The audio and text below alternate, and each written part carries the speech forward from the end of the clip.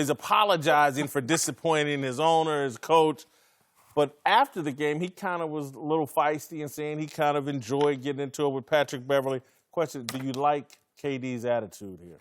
I like his attitude now. I liked his attitude in the moment. I thought it was a lighthearted tussle, and it lasted 3-4 quarters, but I think the referees kind of took it a different way than the spirit of which they were engaging. One, that is Patrick Beverley, and two, KD did everything with a smile. So it never got to a point where I thought, oh, my God, this is going to boil over into some issues. But I do like him taking a deep breath, realizing what this fan base is doing, hanging on to his every word and breath. Is he staying? Is he going? So everything gets translated in that lens. And he's like, yeah, you know what? I'm here for y'all. It may only be a couple more months, but you know what? Let me respect y'all in this moment. Led the league in technicals during the regular season. Did he get suspended? Did he get He's got 2, one game into the playoffs, 5. That's why they flop in soccer. Suspended. They use up all the time they can. You use up all the timeouts you got, but you don't go too far. He didn't go too far and get suspended. You know how you've been around people before, Matt, right? All of us, right? You've been around people before where you have you and your group of guys, right? And it gets rowdy, and y'all loud. And y'all may be saying some derogatory stuff, not like racist stuff, but just cursing at each other, being guys. And then people that's not around you guys, they get like nervous, like, whoa, you guys okay? Right? I think that's what the referees did, because where we're from, you talk crap to each other. It builds the energy. So I have no problem with that. Now listen, if that game was close, I seriously doubt Kevin would have done that. You were up about 20, right? Like Patrick Beverley is like he's like a fly, he's a gnat. It bothers you so much. But yet, we're used to that. He's from Baltimore, D.C., that area, where we're from.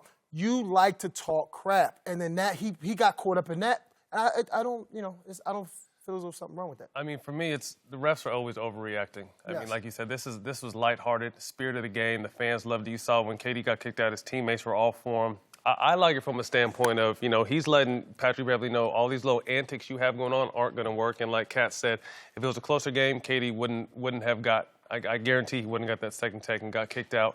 But I like him just letting him know, like, you can do all you want. I still have my normal night. I shot 50%, 25 points, 5 assists, 3 rebounds, whatever the stat line was. It was pretty consistent.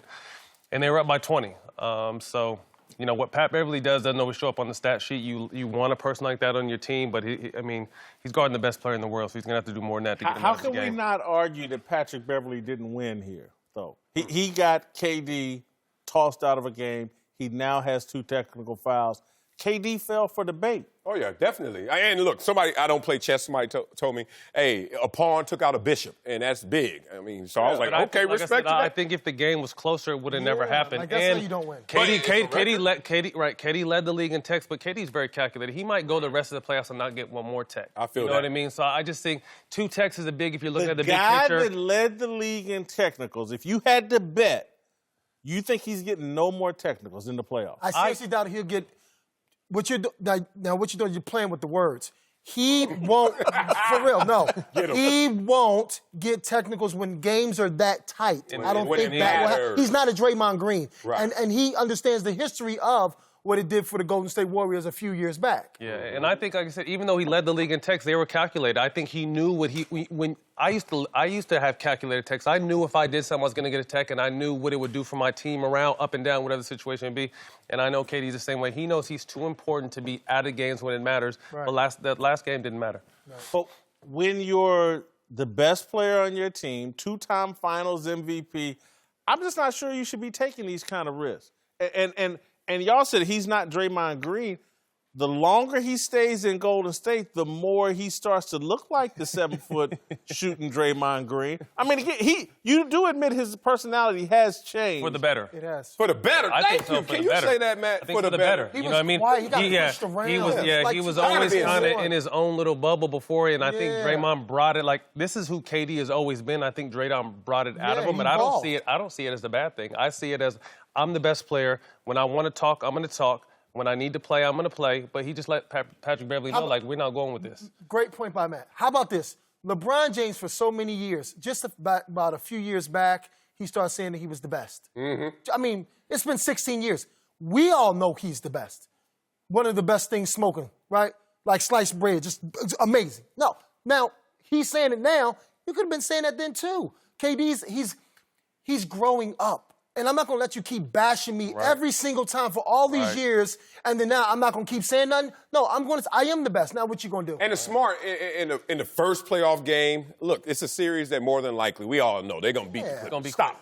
But I got a tone-setting moment. Coaches used to always say, I need a tone setter. Like, go out there, and he knew it wasn't going to have impact on the game. We're still going to win. But I'm going to let you know, Patrick Beverley, I'm going to let the whole playoffs know. You're not going to keep bullying me. It ain't coming that way. But he's stepping into Draymond's lane. That was Draymond's role. No. Not necessarily. No. Not necessarily. The only reason you say that is because he's on Draymond's team. Yeah. If he wasn't on Draymond's team, you wouldn't say it like that. You wouldn't even compare the two like that. But because he's with Draymond and DeMarcus, right? Like, oh, you know what?